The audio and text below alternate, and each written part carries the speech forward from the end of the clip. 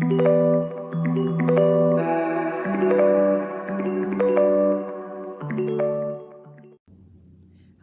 this is Bunny. I am coming to you from the Rootbound store today. We are in store today and we have a piece of furniture that we have been working on. We've given it a little paint job that we're quite proud of and we love it, and we want to be able to protect that paint now that we have it just the way that we want it. So we're going to be using a product by MudPaint called MudPaint Protective Clear Coat today, and we're going to be showing you how to give a quick and easy clear coat to protect your furniture surfaces after you have painted them. So let's get to our project.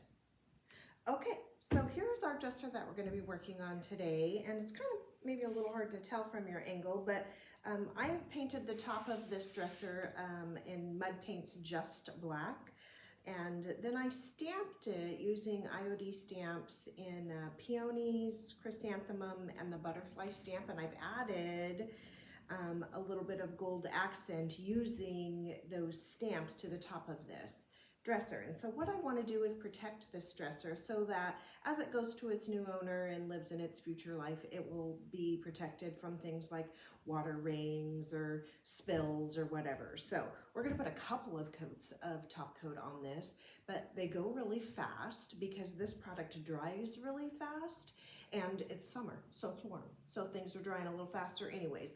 But I'm going to show you my favorite way to put this clear coat on.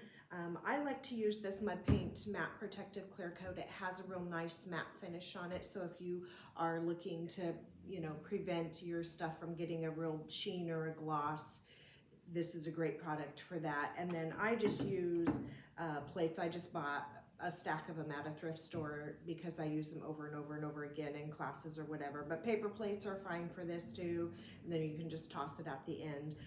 I like these FIFO bottles. I get them on Amazon. They're nothing real special, but they keep me from having to open that product over and over and over again when it's in the can, because then I end up with that crust on the rim, and then that crust ends up in my paint or my product in the can, and that never makes me happy. So I like to open my can. I put it directly into this FIFO bottle. This is a 16-ounce FIFO bottle, so it holds the whole pint of paint or clear coat, and they're very handy to use. And I also like these blue sponges when I'm doing the clear coat.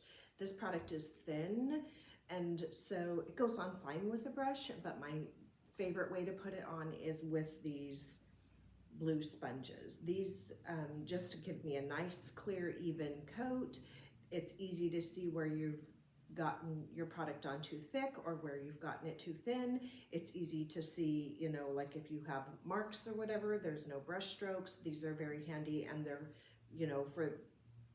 for as many uses as you get out of one of these blue sponges, there's a lot of bang for your buck. So, all right, so I'm just going to take my clear coat and put a little bit onto this plate right here.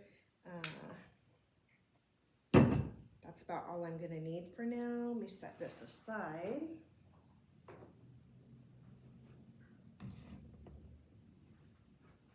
And I kind of got some splashes there. All right, so I'm just going to put a little bit of that product onto my sponge. You can see I don't have a lot on there.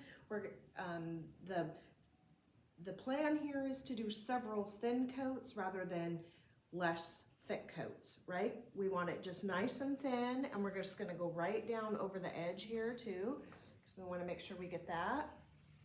And then good, long, even brush strokes that travel the entire length of your piece. That is how you're going to prevent this from having any brush marks in it. And then it kind of will look like it's a little bit white, like milky going on, but I assure you it dries clear.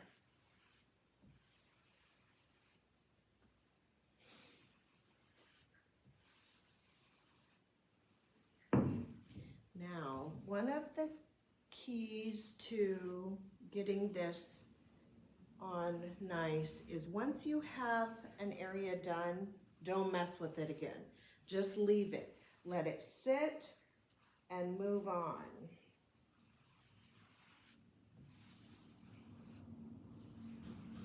All right, so that little squirt I put on my plate got me about halfway across my piece. I'm gonna put another little squirt on here, and then I'm gonna do this side. And what I am not gonna do is mess with this side again. It's done. I'm not gonna touch it again until we put our second coat on. All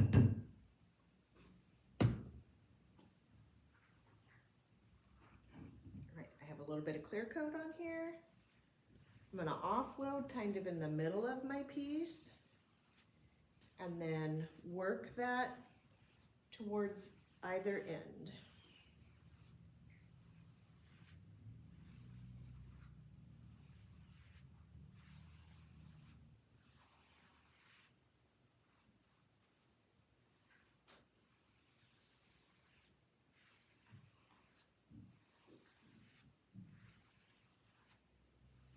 Okay.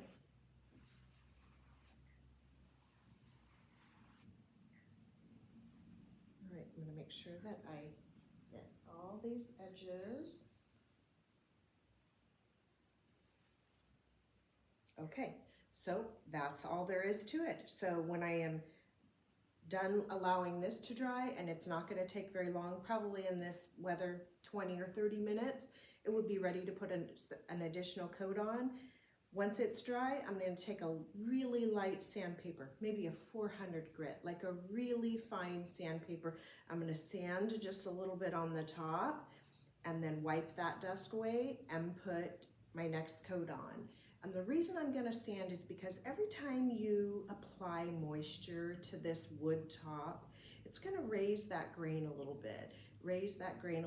And so each time I'm just going to knock away those raised grains and then put an additional coat on.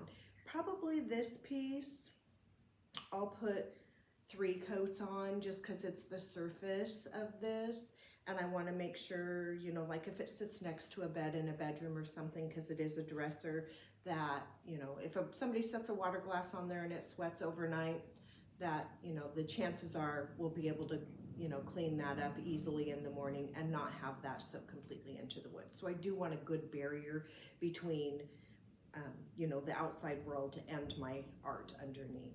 Thanks for watching today's video. All the products that I used today will be linked in the description box, and you can find them at rootboundlife.com. If you haven't already, hit that subscribe button, and you can also find me on Facebook, Instagram, and the TikTok, and clearly I am here on YouTube.